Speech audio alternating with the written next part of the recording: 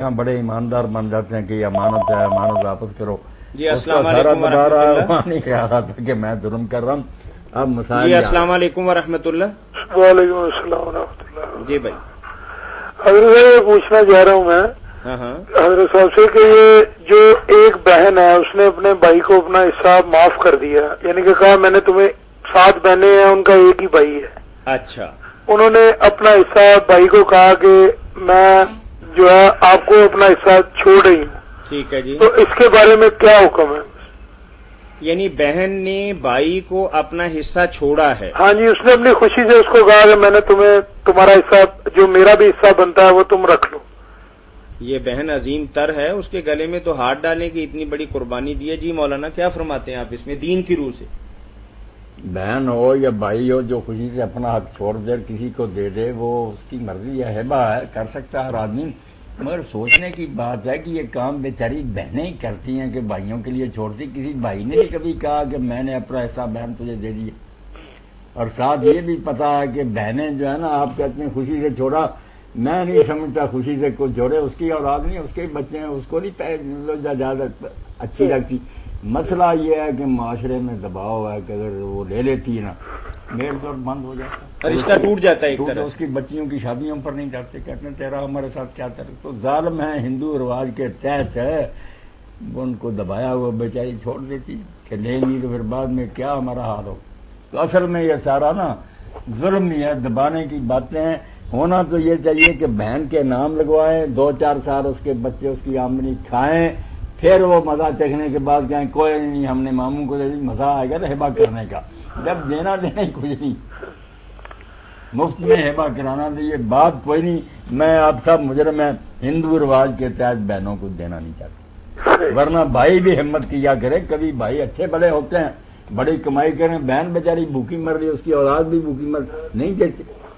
भाइयों के लिए नहीं हुक्म कि वो भी बहन को कभी अपना हक दे दिया करे, कोई नहीं देता। जी जी बात वाजे हो गई। हाँ जी, हाँ जी। या कुछ और पूछेंगे मौलाना से इस हवाले से? नहीं अगर ये पूछना चाह रहे हैं ये भी आप सुन लें किसी तरह ना कि औरत खाउन को मैर माफ कर दे, बिल्कुल कुरान कहता है। मगर कादी शुरैह रहमतुल्लाह ने बड़ी प्यारी बात की कि अगर वो बाद में भी कभी मांग लेना तो समझा जाएगा कि पहला माफ करना उसका यार रवाजी था। अगर माफ किया तो क्यों मांगती, खाउन को चाहिए अब भी। और वो कादी साहब लेकर देते थे, 60 साल कादी रहे आलम इस्लाम के, वो कहते थे वो कोई नहीं छोड़ा छाड़ा मांग रही अब तो। आप कुछ पूछना चाह रहे थे मौलाना से इस हवाले? यही अगर पूछना चाह रहा था जो मौलाना ने खुद ही क्लियर कर दिया, उसकी वजाहत ही चाह रहा था मैं। हिबा वही है मेरे भाई जो बिल्कुल आदमी के पास वो चीज जाए, वो उससे लज्जत उठाए, फिर बाद में वो छोड़े, फिर तो है ना कि उसने भाई बख्श दिया। जब देना लेना नहीं कोई भाई, आप खोल ही समझे ये बात क्या गसब की एक शक्ल। मौलाना हमारे मुआशरे के अंदर भाई ये क्यों तवक्को रखते हैं अमूमी तौर पर कि बहन ये कह दे कि यार मैंने अपना हक नहीं लेना? यही मर्दों के लिए डूब मरने की बात है कि बजाय औरतों से लेते हैं। अस्सलाम वालेकुम वरहमतुल्लाह। जी अस्सलाम वालेकुम। हेलो जी अस्सलाम वालेकुम वरहमतुल्लाह। वालेकुम सलाम। बैठेंगे मौलाना? जी मौलाना तशरीफ फरमा है।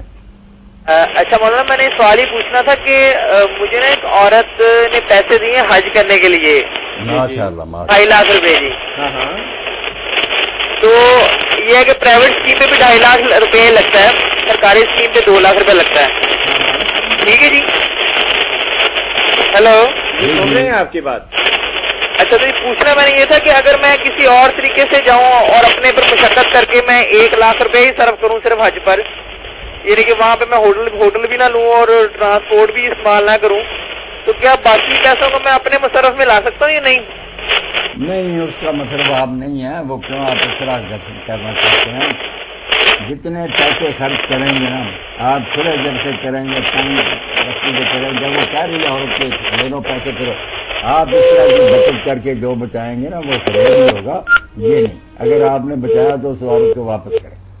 फिर अगर वो ना दे कि कोई बात नहीं बेटा मैंने दिए थे, आपने तंगी से वक्त गुजार लिया, जाओ मैंने छोड़ा, तो दुरुस्त हो सकता है। ऐसे नहीं कि चलाकी से आप उसको बताए बगैर ही ना कोई हेरा फेरी करके कुछ बचा लें और आज भी हो जाए नफा भी, ये ना काम कर। نہیں مولانا، اس میں یہ تو ہو جاتا ہے کہ سارے پیسے جو ہم جمع کرواتے ہیں، فرض کریں کہ 2 لاکھ روپے ہیں، سارے کے سارے پیسے تو آمد و رفت پر خرچ نہیں آتے، اس میں آپ کو زر مبادلہ کے طور پر بھی کچھ پیسے دیتے ہیں کہ آپ کھا پی سکیں، کچھ کھجوریں لا سکیں، اپنے اعزہ کے لیے کوئی تحائف لا سکیں. لیکن اگر آپ وہ نہیں لے کر آتے، آپ کے پاس پیسے بچ جاتے ہیں، تو اس کا پھر یہی مصرف ہوگا کہ واپس کریں. واپس ہاں اس کو پوچھ رہے ہیں اور وہ راضی ہو جائے کہ کوئی بات نہیں، آپ نے بیٹا اگر نہیں کھجوریں وغیرہ لائی تو بنتا تھا آپ کا حق، میں نے وہ بھی آپ کچھ نہیں چھوڑے، بتائے بغیر. یعنی حج کے اصل اخراجات فرض کریں کہ 1 لاکھ ہیں، اور 1 لاکھ روپیہ بندہ وہاں جا کے اپنے ہاتھ سے خرچ کرتا ہے، اور 40-50 ہزار روپے کی چیزیں گھر والوں کے لیے بھی اسی 50 لاکھ میں سے لے آتا ہے، تو یعنی جو بقایا بچے گا وہ پھر اسی کا ہی ہوگا. چیزیں لانا تو حج کے خرچ میں شامل نہیں. السلام علیکم ورحمۃ اللہ. وعلیکم السلام. ہیلو، آپ موبائل سے بات کر رہے ہیں؟ ہاں جی، پہلے میں پی ٹی صاحب سے کہہ رہا تھا کہ اس میں مجھے مولانا کی کسی بات کی کھڑکھڑ بڑی ہو رہی تھی، بارش ہے تو یہ لاہور میں، تو دوبارہ ذرا بتا دیں گے مولانا جواب؟ جی مولانا بتائیں گے دوبارہ. میں نے بتا دیا کہ آپ کو جو حج کے لیے پیسے دیے ہیں نا، آپ کھلے دل سے خرچ کریں. اگر آپ نے کچھ تنگی برداشت کر کے بچا لیا تو مائی کو واپس کریں. آپ نہیں ان کو رکھ سکتے، نہ آپ کے لیے وہ حرار ہے. مائی خوش ہو کر کہہ دے کہ یار تو نے تنگی برداشت کی ہے، چلو چھوڑا آپ کو، پھر ٹھیک ہے. چھپا کر اگر آپ نے رکھا نا تو یہ درست نہیں. جزاک اللہ مولانا. سادہ سی بات واضح ہو گئی. میرے لیے بھی مسئلہ آپ کے لیے سادہ بات آپ نے بتا دی اللہ کے رسول نے کہ جس چیز کے بارے میں تم یہ سوچتے ہو نا کہ لوگوں کا اس کو پتہ نہ چل جائے، وہ نہ جائے، حلال نہیں ہے. نماز کا مسجد کی کوئی ہے چیز یا دوسری جو چھپاتے ہیں آپ کے لوگوں کو، اگر پتہ چل گیا جو آپ کرنے پتہ چل گیا تو ٹھیک ہے، وہ ٹھیک ہے، اس پر آپ کا دل مطمئن. جس کو چھپانا چاہتے ہیں نا، یہ آپ کاروبار میں ہر شہنشان بڑا فتویٰ جس سے ہزاروں مسئلے حل ہو، جہاں چھپانے کی کوشش کرتے ہیں نا وہ چیز جائز نہیں، بالکل دین کے مطابق نہیں، ورنہ چھپانے کی کوشش کرنے کا کیا فائدہ. ٹھیک ہے، جزاکم اللہ خیر. یعنی جس کام کے لیے پیسے دیے جائیں، اگر اس میں سے کچھ پیسے بچ جائیں تو اسی بندے کا حق ہے کہ جس نے یہ عنایت کی ہے. بالکل. ہاں وہ آپ کو بخش دے یہ الگ بات ہے. وہ بات ہے، وہ سارے چھوڑ دے، اس کی مرضی، مگر آپ کو واپس کرنے چاہیے.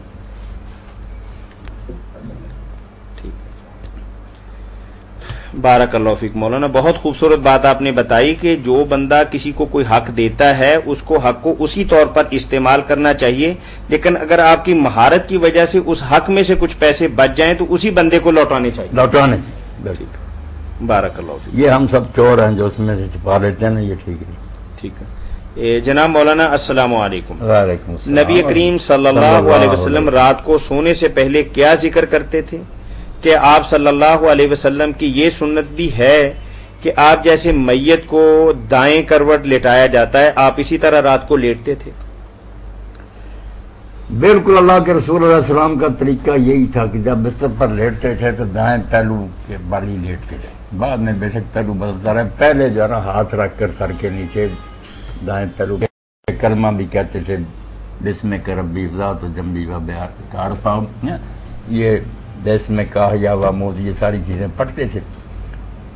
آیت الکرسی بھی تلاوت کرتے تھے، دونوں ہاتھ اکٹھے کر کے قل هو اللہ قل اعوذ برب الفلق ناس تینوں پڑھ کر پھونک مار کر سارے بدن پر جہاں تک ہاتھ جاتا پھیرتے، پھر اکٹھا کر رہے تھے، پھر یہ تینوں صورتیں ایک بار پڑھتے، 3 بار یہ عمل دہراتے. اور یہ جو ہے نا تسبیح فاطمہ 33 بار سبحان اللہ، 33 بار اللہ اکبر، 34 بار اللہ اکبر، یہ بھی پڑھ، بہت سے ذکر کر. صحیح بات. یعنی نبی کریم صلی اللہ علیہ وسلم دائیں پہلو دائیں طرف ہی لیٹتے تھے اور رات کو ذکر بھی کرتے تھے. ذکر کرتے کرتے سوتے. ٹھیک ہے جی. اللہ اکبر.